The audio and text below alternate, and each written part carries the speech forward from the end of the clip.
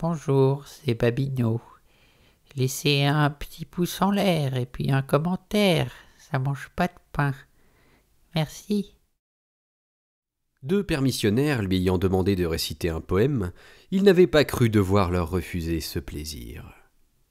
Donc, je récitais quand, paf, est survenue cette diablesse de moucheronne. Elle m'est entrée droit dans l'œil et s'y est plantée comme une épine. Ah, Pensa-t-il. voilà encore une anecdote. Je la raconterai plus tard. Chevaleresque, comment monsieur Babineau, ne voulant point effrayer sa femme, lui fit gober une petite mouche. On lui avança un fauteuil. Voulait-il prendre quelque chose de remontant? Une petite chartreuse? Proposa madame Boursier. Du tout, du tout. Une petite bénédictine? Il refusa. Ah, si elle lui avait offert un coup de gnôle. Madame Babineau retourna à son coin, droite et noire, comme un parapluie qui marcherait sur le manche. Muette. Babineau rapprocha son fauteuil de celui du général, et, à voix basse, « N'ai pas voulu dire la vérité devant ma femme. C'est une nature inquiète, vous savez, mon général, mais... » Il jeta encore un regard vers maman. Rien à craindre, aussi sourde que muette. Il pouvait hausser le ton. La mouche, c'est de la frime. La vérité, c'est que j'ai rencontré 2 espions. 2 espions? Fit le général en sursautant. Il ne croyait pas aux espions dans sa région. Chut, motus. Je me promenais du côté de la gare et voilà que 2 soldats m'abordent, 2 officiers. Bravo, me dis-je, voyons ce que me veulent ces messieurs. Savez-vous ce qu'ils me demandent? Je vous le donne en 1000, le numéro du régiment dépôt ici. Mais on ne me la fait pas, je suis un vieux singe, j'ai tout de suite compris à qui j'avais affaire. Non seulement l'accent y était, mais aussi l'odeur. Une odeur de boche, moi, vous savez, je renifle ça de loin. Le numéro du régiment, répondis-je. Suivez-moi, et vous le saurez. Et tout en parlant, je les regardais d'une certaine façon. Se voyant perdus, ils se sont jetés sur moi et m'ont frappé avec la crosse de leur pistolet. Inouï, murmura le général. Nabucet, clignant de l'œil, fit comprendre au général qu'il ne fallait pas contrarier Babineau. Et le général reprit.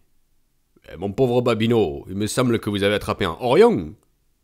C'est le mot propre. Mais les 2 types? Demanda Moka. Disparus, hélas. Ils ont réussi, je pense, à sauter dans le train. Je vous signale l'affaire, mon général. Coffrez-les-moi. Ne disons rien à personne. Silence. Pas un mot à quiconque. La bouche, la mouche. Pour ne point contrarier votre action, mon général, parlons de la mouche. Et nos gaillards seront quick, fit-il en claquant des doigts. Nabucet intérieurement traitait de cabotinage espagnol cette façon de se montrer dans une fête, un bandeau collé sur l'œil, et d'y débiter d'aussi abracadabrantes sornettes. Ils seront coffrés, mon bon ami, n'en doutez pas. Patience, patience. Sufficit diei militia sua. Il se pencha à l'oreille du général. Curieuse histoire, je crois qu'il est fou. Des pas retentirent dans le corridor. Était-ce enfin Monseigneur? Était-ce les Forel? Nabucet devait-il se précipiter? Il écouta. Rien. Les pas de cripure. Il entra comme en se garant d'une imminente grêle de coups. Par bonheur, il ne lâcha point sa canne, qu'il tendait comme pour la remettre à un domestique, ainsi que le petit chapeau. Mais il n'y avait point de domestique, et il avança, avec l'air d'un homme qui n'est pas très sûr de ne pas se tromper d'étage. « N'est-ce pas, je m'excuse ?» ?»« Bonjour !» lui fit Nabucet de loin, et il détourna la tête. « Qui est-ce » demanda le général. « Notre philosophe, mon général. »« Drôle de touche !»« C'est un irrégulier. » murmura Nabucet à l'oreille du général, qui répondit « Vous m'avez déjà raconté quelque chose comme ça. »« Il prétend savoir le sanskrit. C'est bien possible, mais je n'ai pas très fort en grec. C'est la question, dit le général. Je ne dis pas cela pour le rabaisser, continua Nabucet. Mais il me semble que le sanskrit, que voulez-vous, le sanskrit est bien loin de nous. Surtout en temps de guerre, répondit encore le général. Personne ne s'avança vers Cripure. Il ôta lui-même sa peau de bique qu'il posa sur une chaise, avec le petit chapeau et la canne, et il s'assit aussi loin que possible du groupe. Il comprit qu'on parlait de lui. Soit, que m'importe. Il aurait pu se mêler au concert. Que pouvait-il dire qu'il ne sût mieux qu'eux? Qu'il n'était pas ce qu'on appelle un modèle d'élégance et de manière mondaine? Mais oui, que sa lourdeur était proverbiale. Parfaitement. Il était gaffeur, bien entendu, et en fait d'esprit, il avait surtout celui de l'escalier, comme Rousseau. Comme Rousseau encore, il vivait avec une Thérèse illettrée. Comme lui, il était misanthrope, atteint du délire de la persécution. Et enfin, il y avait le bâtard abandonné. La grande différence, outre celle du génie, c'est qu'il était soumis. Soumis. Il baissa la tête comme un accusé de cour d'assises. Nabucet aurait si bien fait en procureur de la République. Peut-être une fois de plus parlait-il de ses pieds légendaires. Un jour, bien avant la guerre, un cirque était arrivé en ville avec un géant. Or, les souliers du géant n'étaient rien en comparaison de ceux de Cripure.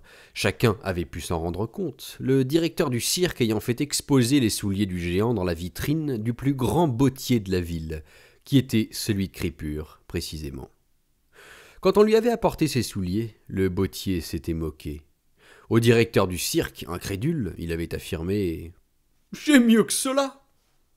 Et courant à son atelier, il en était revenu avec les souliers de Cripure que Maïa venait précisément de lui apporter à réparer. Le directeur du cirque avait dû s'avouer battu. Il s'était montré curieux de connaître le phénomène. Songeait-il à l'engager ? Il en avait plaisanté un instant avec le bottier, qui lui avait vivement conseillé, le cas échéant, d'engager aussi Maïa, car les deux faisaient la paire. Mais quand le directeur du cirque avait appris que le propriétaire de ces étonnants godillots était un professeur et de philosophie, il avait simplement haussé les épaules et parlé d'autre chose. 3 jours entiers, les souliers du géant étaient demeurés dans cette vitrine, monstrueuse attraction qui, sans doute, avait porté ses fruits en entraînant plus d'un badaud au cirque, mais aussi avait révélé à ceux qui ignoraient encore l'existence, quelque part dans un faubourg de la ville, d'un homme de beaucoup d'esprit, d'un savant dont les pieds étaient encore plus grands que ceux du géant. Durant ces 3 jours, le bottier était plus d'une fois revenu à l'atelier prendre les souliers de Cripure, afin de les montrer à quelques clients qui voulaient se rendre compte par soi-même. Les souliers étaient ainsi passés de main en main.